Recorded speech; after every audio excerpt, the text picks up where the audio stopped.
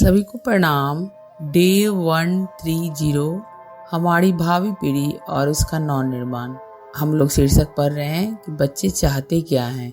हम लोगों ने अभी तक पढ़ा कि एक अभिभावक के रूप में हम बच्चों को ज़्यादा ही उन्हें आलसी या सुकुमार बनाने का प्रयास करते हैं। उन्हें एक बच्चा समझकर कमज़ोर समझते हैं, लेकिन हम ये नहीं समझते हैं कि उसकी व्यक्तित्व की जो आगे की भावी पीढ़ी की जो व्यक्तित्व की बीजारोपण है उसके बाल्यावस्था में ही डाले जा सकते हैं। लेकिन उनको हम छोटी छोटी बातों पर उनको ना ऐसे इग्नोर कर देते हैं, उनकी आदतों को या उनकी हरकतों को, जो आगे चलकर उनके व्यक्तित्व के लिए नासूर साबित हो जाते हैं। तो इसी में आगे है कि बच्चे चाहते क्या हैं। कुछ अभिभावकों का स्वभाव होता है कि बच्चे के छींकने या खांसते ही उसकी नब्ज पर हाथ रखते हैं, जिससे बच्चे के मन में सदैव ही बीमारी की एक आशंका लगी रहती है, जो उसके स्वास्थ्य पर सबसे बुरा असर डालती है।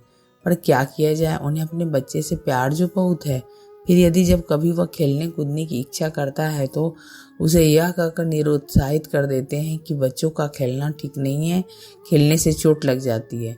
इस प्रकार अभिभावकों द्वारा प्रेमवश उनके स्वास्थ्य के साथ किए गए अन्याय के निराकरण की जो थोड़ी बहुत आशा की जा सकती थी, वह भी उसके खेलने कूदने पर प्रतिबंध लगा जाने से समाप्त हो गई। अतः इस प्रकार का सारा लाड़ दुलार मिलकर उसे अस्वस्थ कर ही देता है। तब बड़ी चिंता से अच्छे डॉक्टर के पास से दवा लाएंगे, किंतु खिलाते या पिलाते वक्त बच्चे ने मुंह बिगाड़ कर यह कह दिया कि यह तो बहुत ही कड़वी या हम नहीं पिएंगे, कि बस एक आध बार तो औपचारिक ढंग से उससे पीने को कह दिया, नहीं तो अच्छा ना पियो, कल मीठी दवा ला देंगे। दूसरी बार डॉक्टर से बार बार अनुरोध करके ऐसी दवा लाने की कोशिश करेंगे जो बिल्कुल शरबत की तरह मीठी और स्वादिष्ट हो और रुचिपूर्वक पी ले। पथ्य में यदि बच्चे को कुछ खाना पीना मना कर दिया गया है तो जितना कष्ट बच्चे को नहीं होगा, उससे अधिक स्वयं उन्हें होगा। वे बच्चे की निराहार की कल्पना से त्रस्त हो उठेंगे और खाना न सही खाने की बातें करके ही अपना और उसका मन बहलाएंगे। क्या तुम्हें भूख तो नहीं लगी मुन्ने? जरूर लगी होगी, कल डॉक्टर साहब से जरूर खाने के लिए कहेंगे। आज और धीरज रख लो, कल फिर खूब अच्छी चीज़ें वो चीज़ें खाने को देंगे। बाजार से अमुक दुकान से अमुक चीज़ ला देंगे। गरज की यहाँ तक कि खाने पीने की बात करेंगे कि इच्छा ना होते हुए भी उसकी भोजन वृत्ति जाग जाती है। तब उनका लाडला झूठी भूख अनुभव करके खाने के लिए जिद करने लगता है, जिसका फल यह होता है कि माता से बचा तो पिता और पिता से बचा तो माता भोजन अवश्य करा ही देती है। निदान रोग की आयु तक दिन से बढ़कर 1 सप्ताह हो जाती है। फिर लाभ न होने की शिकायत डॉक्टर से करते हैं। बहुत कुछ कहने पर भी, पूछने पर भी जहाँ तक संभव होता है अपने प्यार की कारगुजारी डॉक्टर से छिपाए रहते हैं। यहाँ स्पष्ट एक अभिभावक का हम सबका प्रेम दिखलाया जा रहा है, लेकिन उस प्रेम में जैसे उसके दवा करवे लगना, वो उसके खाने की भोजन वृत्ति को जगा देना, इन सब पर अगर बच्चे को हम सच्चाई से रूबरू ना कराकर प्रेमवश मोहवश हम उनके प्रति ऐसी अपनी सहज सरल ही सही अपने भाव को अतिरेक रूप में उनके सामने प्रकट करते हैं कि नहीं, उन्हें कष्ट जो है उन्हें फील हो रही है और उनके कष्ट को लेकर ज़्यादा ही कुछ संजीदगी के साथ ये लोग, हम अभिभावक के रूप में उनको अपने विचार प्रकट करने लगते हैं।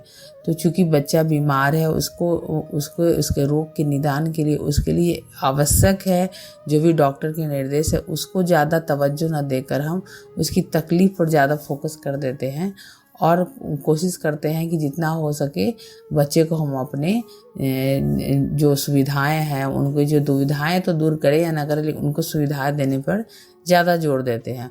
और जब रोग ठीक नहीं होते तो डॉक्टर बदलते चले जाते हैं और मूल कारण में जाते ही नहीं हैं। तो इससे क्या होता है कि रोगी के रूप में बच्चा भी परेशान और एक अभिभावक के रूप में मोहवश में हम भी परेशान रहते हैं। लेकिन हम बच्चे की परेशानी के लिए हर कष्ट को उठाने को तैयार होते हैं, लेकिन जो रोग के निदान के मूल का जो उसके उपाय हैं उसको हम पूरी तरह से निभा नहीं पाते हैं। तो इसलिए हमें ध्यान देने की ज़रूरत है कि हम बच्चे के रोग के निदान के प्रति दूरदृष्टि रखें।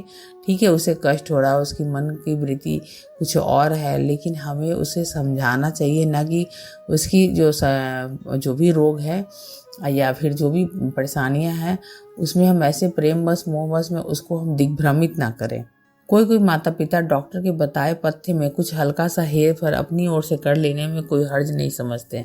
जैसे डॉक्टर ने केवल परवल का पानी बताया हो तो पानी को साधारण शोरबे का रूप देने का कोई अपथ्य नहीं मानते। यदि डॉक्टर ने हल्की चाय बतलाई है तो वह बच्चे की कमजोरी दूर करने के विचार से 2 चम्मच दूध बढ़ा देना जरूरी समझते हैं। इस प्रकार यदि रोग काल में बच्चों को प्यार करने वाले अभिभावकों के क्रियाकलाप का पूरा ब्यौरा दिया जाए तो स्पष्ट पता चल जाएगा कि बच्चे के प्रति उनके प्यार का क्या अर्थ है।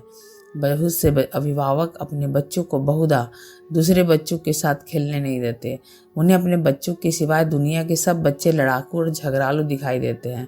अपने बच्चों को रोकने के लिए वे ऐसा भाव उनके मस्तिष्क पर थोप देते हैं जिससे वे अन्य बच्चों को लड़ाकू और झगड़ालू समझकर उनसे डरने लगते हैं, जिसका फल यह होता है कि वे अकेले पड़ जाते हैं और कुछ दिनों में उन्हें एकाकीपन का विषाद घेरने लगता है। वे उदास रहने लगते हैं और उनका सारा मानसिक विकास रुक जाता है। कुछ अभिभावक यह पता लगाने की कोशिश करते हैं कि स्कूल में अध्यापक उनके बच्चों के साथ सख्ती का व्यवहार तो नहीं करते, और यदि कोई बच्चा कभी उसका आभास दे देता है तो वे मास्टर के पास उलाहना देने पहुंच जाते हैं और उसके साथ अच्छा व्यवहार करने की सिफारिश उसके मुंह पर ही करने लगते हैं, जिसका फल यह होता है कि अध्यापक ऐसे बच्चे की ओर से उदासीन हो जाते हैं, जिससे वे पढ़ने लिखने में शून्य हो जाते हैं। यहाँ बताया जा रहा है कि बच्चे के प्रति उनके एक अभिभावक के प्यार का अर्थ क्या होता है। लाड़ प्यार करनी चाहिए, दुलार करनी चाहिए, लेकिन हम देखें कि हम अपने लाड़ प्यार में कहीं उनको प्यार तो नहीं दे रहे हैं जैसे उनको आगे चल के हम पंगु बना रहे हैं। अगर कभी उनको इंडिपेंडेंट होने की ज़रूरत पड़ी, कभी एक अभिभावक से दूर हुए, तो एक व्यक्ति के रूप में, एक इकाई के रूप में कुछ कर पाने में सक्षम हो पाते हैं कि नहीं। तो यहाँ हमें कोशिश करनी चाहिए कि बच्चों को प्यार करना चाहिए, लेकिन हमारी जो प्रवृत्ति होनी चाहिए वो एक आंख दुलार की और एक आंख सुधार की होनी चाहिए। जहाँ ज़रूरत हो उन्हें हमें बताना चाहिए, सच्चाई से रूबरू कराना चाहिए कि नहीं, आपके लिए ये ज़्यादा ज़रूरी है। और हमें यहाँ पर दूरदृष्टि रखनी चाहिए कि हम कहीं बच्चे को अपने प्यार दुलार में बिगाड़ तो नहीं रहे हैं। सारांश यह है कि इस प्रकार लाडले बच्चों के अभिभावक गण जितने भी उपाय हर प्रकार से बच्चे की जिंदगी खराब होने के हो सकते हैं प्यार की संज्ञा देकर करने में, अब वो अपने भाग्य से कुछ बन जाए तो दूसरी बात है। अब यदि इन बातों पर गहराई से विचार किया जाए तो इस प्रकार के प्यार बच्चे के साथ दुश्मनी करने के सिवाय और क्या कहा जाएगा।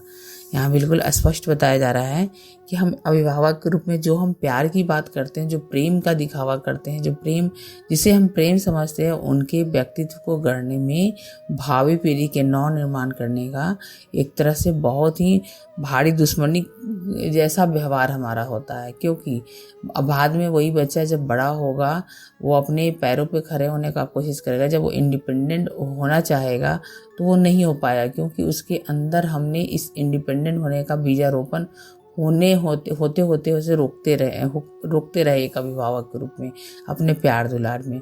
तो हम ऐसे अपने बच्चे को जन्म दें, पालन पोषण करें, तो हम जन्मदात्री तो हैं ही, लेकिन उसका हम निर्मात्री भी बने। और एक अभिभावक के रूप में सिर्फ माँ ही नहीं, घर के जितने भी बड़े सदस्य हैं जो अभिभावक के रूप में अपने जो भावी पीढ़ी के नव निर्माण करना है, उसमें हम उनका सुधार का भी रखें और दुलार का भी रखें। यानी एक आंख दुलार की और एक आंख फटकार की।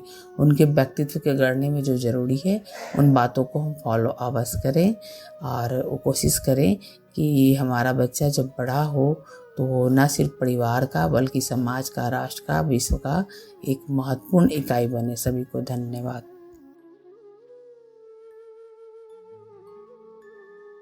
हमारे YouTube चैनल को सब्सक्राइब करें और बेल आइकन को दबाकर ऑल पर क्लिक करें ताकि आने वाले सभी वीडियोस की नोटिफिकेशन आपको मिलती रहे।